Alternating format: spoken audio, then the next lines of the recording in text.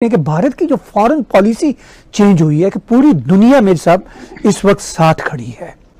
मतलब इतनी बड़ी फॉरेन पॉलिसी कभी हमने भारत की इतनी इफेक्टिव आज तक नहीं देखी। भारत तलक भी रखता है और बात भी बर्दाश्त नहीं कर रहा। फॉरेन पॉलिसी की इसलिए भी है सर क्योंकि इंडिया ने लेवरेज करना शुरू कर दिया।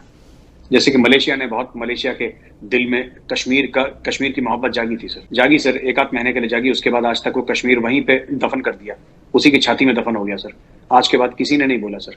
ये सोचते हैं कि अगर ओआईसी के ट्वीट से ये लोग कश्मीर फतेह कर लेंगे या भारत को नीचे दिखा देंगे तो ट्विटर पे थोड़ा ना ये चीजें होती हैं। देखिए, आपकी फॉरेन पॉलिसी इस तरह होनी चाहिए कि जिस तरीके से America completely in the camp of India और India in the camp of America, लेकिन उनकी खूबसूरती रिलेशनशिप की है कि जाके रशिया से भी अपना रडार सिस्टम 400S उन्होंने खरीद लिया है, लेकिन उससे उनके अमेरिका के रिलेशनशिप भी डैमेज नहीं हुए।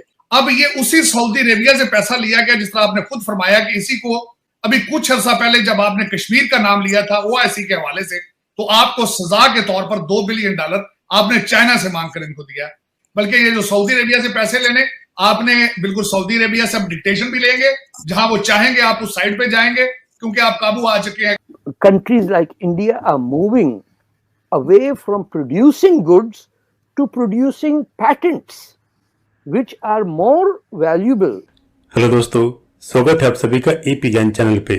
तो फ्रेंड्स, आइए देखते हैं पाकिस्तानी मीडिया की लेटेस्ट वीडियो।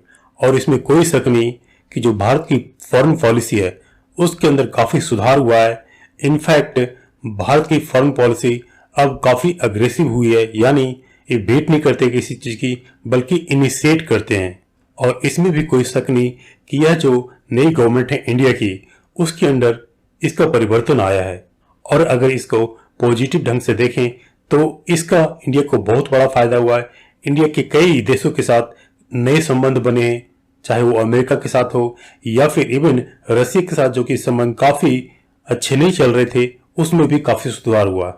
और सबसे बड़ी बात, जो कश्मीर के ऊपर स्टैंड लिया गया इंडिया की ओर से फर्म तरीके से, उसने पूरी दुनिया में क्लियर कर दिया कि कश्मीर के ऊपर इंडिया कोई भी बात सहन नहीं करेगा और कश्मीर इंडिया का इंटीग्रल पार्ट है और इसके अंदर कोई भी देश दखल न दे। यह बात इंडिया ने अपनी फॉरेन पॉलिसी के तहत पूरी दुनिया को क्लियर बता दिया है।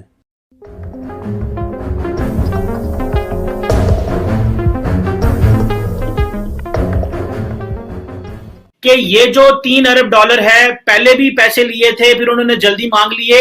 ये क्या हमने वहां पे कॉम्प्रोमाइज करना पड़ेगा? फॉरेन पॉलिसी कॉम्प्रोमाइज होगी, पाकिस्तान की ओवरऑल इमेज कॉम्प्रोमाइज होगा? आप कैसे देखते हैं इस पैसे को जो सऊदी अरब से आया? ये एक टोपी ड्रामा है। ये टोपी ड्रामा ये होता है कि आप एक टोपी को उतार के दूसरे सर पर, दूसरे सर की टोपी उठा के उधर। अब ये उसी सऊदी अरेबिया से पैसा लिया गया, जिस तरह आपने खुद फरमाया कि इसी को अभी कुछ अर्सा पहले जब आपने कश्मीर का नाम लिया था ओआईसी के हवाले से, तो आपको सजा के तौर पर $2 बिलियन आपने चाइना से मांगकर इनको दिया। इस दफा ये जो पैकेज लिया गया है, कौम को सही तरीके से नहीं बताया गया। ये एक शॉर्ट टर्म बेसिस पे उन्होंने डिपॉजिट कराया है, जब तक आईएमएफ आपको पैसे नहीं देता। अब आपको सऊदी अरेबिया से डिक्टेशन लेनी करेगी जब तक ये पैसे वापस नहीं जाते। फॉरेन पॉलिसी के बारे में मेरा पहले भी कंफ्यूजन, आपको खुद पता नहीं है कि वो क्या है। पाकिस्तान को अगले 3-4 सालों में $14 बिलियन का लोन जो है वो वापस, वो किस तरह दे पाएंगे आप? मेरी समझ से बाहर है कि आप अभी तक 3-4 बिलियन के लिए आईएमएफ और सऊदी अरेबिया की मिन्नतें कर रहे हैं, तो $14 बिलियन कहां से आएगा? लेकिन पाकिस्तानी सियासतदानों के एस्टेब्लिशमेंट के माथे पे बल भी नहीं है। ये एक लम्हा फिक्री है। बल्कि आपको आज तक, जो महीना पहले तक आपको अफगानिस्तान का फिक्र था, आपको अपना फिक्र होना चाहिए। आपके हालात इतने खराब हो चुके हैं, इंटरनल हालात आपने पहले जिस तरह फरमाया टीएलपी का और कई आपके, एक मसला नहीं है, हजारों मसाइल हैं अंदर। देखिए, आपकी फॉरेन पॉलिसी इस तरह होनी चाहिए कि जिस तरीके से America completely in the camp of India और India in the camp of America, लेकिन उनकी खूबसूरती रिलेशनशिप की है कि जाके रशिया से भी अपना रडार सिस्टम 400S उन्होंने खरीद लिया है, लेकिन उससे उनके अमेरिका के रिलेशनशिप भी डैमेज नहीं हुए। लेकिन उन हालात के लिए आपको, जिस तरीके से मैंने कहा है कि वो अमेरिका के कस्टमर हैं, आप उनसे पैसा मांगते हैं, तो वो रिलेशनशिप तो डिफरेंट है।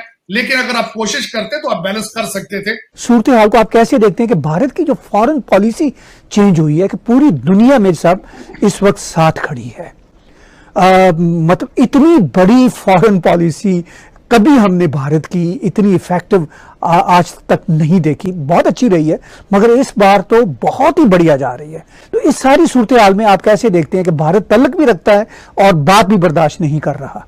पाकिस्तानी मीडिया में अक्सर ये बात कही जाती है इंडिया बगल बच्चा बन गया अमेरिका का, इंडिया हमसे सीखे, हमें गलती इस टाइप की गोलीबाजी हमारे साथ। पाकिस्तान और अमेरिका का रिलेशन और भारत का अमेरिका का रिलेशन अलग है सर।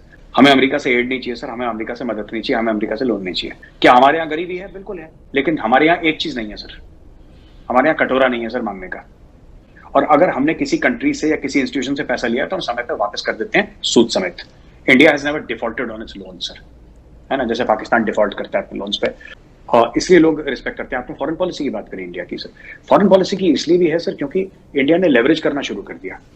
जैसे कि मलेशिया के दिल में कश्मीर की मोहब्बत जागी सर, एक आध महीने के लिए जागी, उसके बाद आज तक वो कश्मीर वहीं पे दफन कर दिया, उसी की छाती में दफन हो गया सर।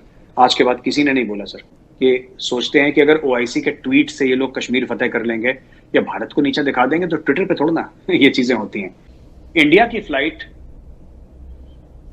एमिरेट्स जा रही है सर, ठीक है, क्या पाकिस्तान को लगता है कि एमिरेट्स की फ्लाइट इंडिया नहीं आएगी? When I say India, I mean Srinagar, मेरा मतलब श्रीनगर से। अभी तो एक हिंदुस्तानी एयरलाइंस शारजा जा रही है, क्या दुबई से श्रीनगर के लिए फ्लाइट नहीं आएगी एमिरेट्स की और कंट्रीज की? वो तो अभी एक फ्लाइट खोली है सर, कल यहाँ पे लुफ्तांसा की फ्लाइट लैंड होगी, कल यहाँ पे ब्रिटिश एयरवेज की फ्लाइट लैंड होगी, कल यहाँ पे अमेरिकन एयरलाइंस की फ्लाइट लैंड होगी, कल यहाँ पे 10 किस्म की और एयरलाइंस की फ्लाइट लैंड होगी श्रीनगर में। क्यों नहीं होगी सर, क्यों नहीं होगी? That is the way they are doing it. Modi government ने बहुत बड़ा एक प्लान कश्मीर के लिए बना रखा है। पाकिस्तान फिर ना छोटी छोटी बातें करता है, वहां पे इतने हिंदू हैं, ये हिंदू मुसलमान में ही रह गए, इसलिए मुल्क का बेड़ा गर्क हो गया sir. Countries like India are moving away from producing goods to producing patents, which are more valuable in the long term on the stock market than the product that you are producing, जो company बना रही है। अगर textile बना रही है तो उसकी एक वैल्यू होती थी।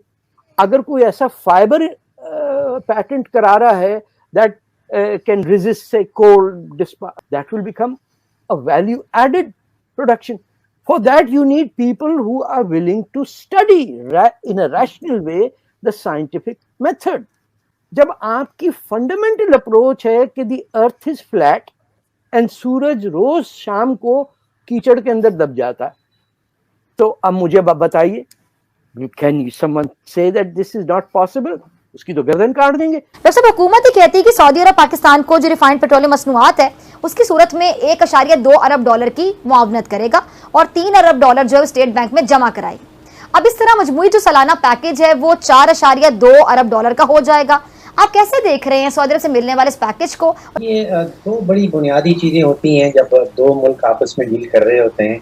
पहला वो कहा जाता है कि there is no free lunch, आपको मुफ्ते में कोई लंच नहीं खिलाने चला कोई भी रियासत। सऊदी अरेबिया एक रियासत है, उसके अपने रियासती मफादात हैं। उन रियासती मफादात को हसूल के लिए अगर हम उनकी मदद करते रहेंगे तो बड़ा अच्छी बात है।